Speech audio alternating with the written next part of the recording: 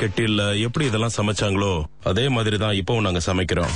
சிறிய ஈடுகளில் செய்தால்தான் பிரேலைன்கள் சிறப்பாக இருக்கும். எனவே தங்களுடைய உற்பத்தி தேவைகளை சமாளிக்க டேவிட் ராபர்ட்ஸ் ஒரே சமயத்தில் பல கெட்டில்களை பயன்படுத்துகிறார். கெட்டில் ஆபரேட்டரான ஆலி ஒரு புதிய ஈட்டை ஆரம்பிக்கிறார். தாமிர கெட்டிலில் முதலில் நீர் கொட்டப்படுகிறது.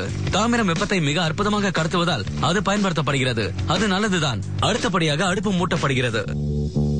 கெட்டில்களுக்கு கீழே அடுப்புகள் இருக்கு. அது கிட்டத்தட்ட தணல்ல வாட்டுற மாதிரின்னு சொல்லலாம். அடிப்படையில இந்த கெட்டில்களுக்கு கீழே நெருப்பு எரியுது. திறந்துள்ள இந்த அடுப்பு கெட்டிலை 115 டிகிரி சென்டிகிரேட் வரை சூடாக்கும். இந்த வெப்பநிலையில் சர்க்கரை நன்றாக உருகுகிறது. அதிக சூடாகி போனால் சர்க்கரை எரிந்துவிடும். இப்போது பாதாம் பருப்பின் சதைப்பற்று பகுதி.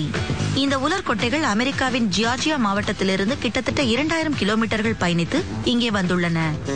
ஒவ்வொரு ஈடிற்கும் அவற்றில் 18 கிலோ பயன்படுத்தப்படுகிறது. இந்த பாதாம் பருப்புகள் வறுப்படும் போது சர்க்கரை நீர் கலவையில் உருண்டு புரண்டு கலவையை தங்கள் மேல் பூசிக்கொள்கின்றன. வெப்பம் பாதாம் பருப்புகளின் மீது சர்க்கரையை உலர வைக்கிறது. ஆனால் சர்க்கரை தொடர்ந்து சூடாவதால் அது மீண்டும் ஈரப்பதத்தை பெற்று கொட்டைகளுக்கு ஒட்டுத்தன்மையை தருகிறது. இப்போது அது அடுத்த மூலப்பொருளை சேர்க்க தயாராகிவிட்டது. அதுதான் வெண்ணெய். பாதாம் பருப்பையும் சர்க்கரையும் அடிப்படை பொருட்களாக வைத்து பிரேலைன்கள் பலவிதமான ருசிகளிலும் கலவைகளிலும் தயாரிக்கப்படுகின்றன. இவை வெண்ணெயில் வறுக்கப்பட்ட வாதுமைகள். ஒவ்வொரு துண்டும் அதற்குரிய நியாயமான பங்கை பெறுவதை உறுதி செய்ய இந்த பாதாம் பருப்புகள் நன்றாக கிண்டப்படுகின்றன. பாதாம் பருப்புகள் தொடர்ந்து உருள்கின்றன. ஆலி டேவிட் ராபர்ட்ஸில் 5 ஆண்டுகளாக வேலை செய்து வருகிறார். பிரேலைன்கள் எப்போது வெளியே எடுக்கப்பட தயாராக இருக்கும் என்று அவர்தான் சொல்ல வேண்டும். அதுவும் சரிதான். இங்கு எங்கேயும் டைமரை காணவில்லை. இது ஒரு குறிப்பிட்ட நேரத்தை குறிச்சு வச்சு மைக்ரோவேவ்ல சமைக்கிற மாதிரி இல்ல. ஆபரேட்டர் தன்னோட அனுபவத்தை வச்சுதான் இதையெல்லாம் வெளியில எடுக்க எது சரியான நேரம்னு தெரிஞ்சுக்கணும். இந்த அனுபவத்தினாலதான் அவங்க சரியான பக்குவத்துல நல்ல தரமான பொருளை தொடர்ந்து வழங்க முடியுது. இதுல எந்த விஞ்ஞான தொழில்நுட்பமும் கிடையாது. இதுக்கு நடைமுறை அனுபவம் தான் அவசியம். பாதாம் பருப்புகளின் ஒரு பகுதி கச்சிதமாக வறுக்கப்பட்ட பின் அவை ஒரு மேஜையின் மீது பரப்பப்பட்டு அந்த சூடான பாதாம் பருப்புகள் ஒன்றுடன் ஒன்று ஒட்டாமல் இருக்கும்படி செய்கிறார்கள். குளிர வைக்கிற மேஜையோட மேல் பாகத்துல துளைகள் இருக்கிறதால சின்ன சின்ன துகள்கள் ஏதாவது இருந்தா அது கசிஞ்சு கீழே போயிடுது. ஏன்னா யாருமே தங்களோட பையில அந்த மாதிரி இருக்கிறத விரும்புறதில்ல. அவங்களுக்கு நல்ல முழு அளவு கொட்டைகள் தேவை. இந்த 90 ஈடுகள் தயாரிக்கப்படும். ஒவ்வொரு ஈடும் சுமார் 18 கிலோ எடை இருப்பதால் மொத்தம் சுமார் 1600 கிலோ எடையுள்ள பிரேலைன்கள் உள்ளன. மொத்தமாக டேவிட் ராபர்ட்ஸ் ஒரு ஆண்டிற்கு 32 லட்சம் கிலோ பிரேலைன்களுக்கும் அதிகமாக தயாரிக்கிறார். இப்போது பிரேலைன் துண்டுகள் குளிர்ந்து விட்டன. இப்போது அவற்றை பொட்டலம் கட்டலாம். அவை ஒரு ஸ்டெயின்லெஸ் ஸ்டீல் பாத்திரத்தில் அடுக்கப்பட்டு அதன் பின் பேக்கேஜ் செய்யும் இடத்திற்கு எடுத்துச் செல்லப்படுகின்றன. டேவிட் ராபர்ட்ஸின் தொழிலகம் சுமார் 7500 சதுர மீட்டர் அளவில் இருக்கிறது. அவர்கள் இன்னும் வளர்ந்து கொண்டே இருக்கிறார்கள். நாங்க அடுத்ததா 11500 சதுர மீட்டர் அளவுள்ள இடத்துக்கு மாற போறோம். கஷ்டமான வேலை. நாங்க வறுத்து எடுத்துருவோம்.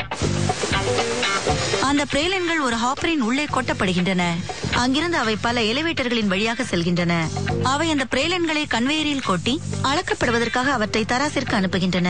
மேலும் பிரேலைன்கள் மட்டுமே அனுப்பப்படுகின்றன என்பதை உறுதி செய்ய அவை மெட்டல் டிடெக்டர்களை கடந்து செல்கின்றன. இன்றைய ஆர்டர் 1.5 கிலோ எடை பைகளாக பொட்டலம் கட்டப்படும். இந்த இயந்திரம் நிமிடத்திற்கு 45 பைகளை நிரப்புகிறது. இன்று உற்பத்தி செய்த பிரேலைன்களை இவற்றால் 25 நிமிடங்களில் 1600 கிலோ வரை பேக் செய்ய முடியும். மனித வாழ்க்கைக்கு பிராணவாயு அத்தியாவசியமாக இருக்கலாம். ஆனால் அலமாரியில் வைக்கும் பொருட்களுக்கு அது மோசமானது. அது உணவின் ருசியிலும் தோற்றத்திலும் அருவருப்பான மாற்றங்களை விளைவிக்கும். பிராணவாயுவை வெளியேற்றவும் பொருள் கெடாமல் பாதுகாக்கப்படவும் நைட்ரஜன் அதிகமாக செலுத்தப்பட்டு அதன் பின் ஜிப்பர் மூடப்படுகிறது.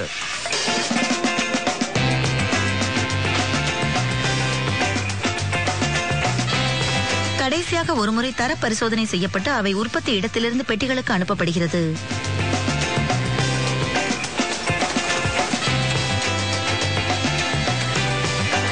பிரேலைன்களின் பெட்டிகள் கிடங்கிற்கு அனுப்பப்பட்டு உணவகங்களுக்கும் பேக்கரிகளுக்கும் ஐஸ்கிரீம் தயாரிப்பவர்களுக்கும் அனுப்ப தயாராகிறது.